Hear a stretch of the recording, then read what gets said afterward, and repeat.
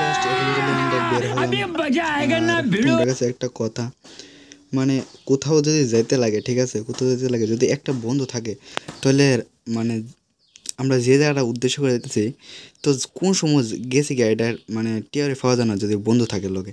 আর দেখো আমরা যাইতেছি। তো ভিডিওটা ভালো লাগলে সবাই লাইক করে দিবা, সাবস্ক্রাইব করে দিবা। তো মানে দেরি না করে ভিডিওটা তোমরা দেখে लो ताड़ाताड़ी। तो रास्ते से जा रहा था, अबे दो बेलपुरी खा लिया और तीसरी किधर है? अबे अबे तीसरी भी खा लिया। सामने आ और सामने आ। अबे सामने को बंदा। ओ तेरी माँ की तेरी मेरी गाल निकल दी।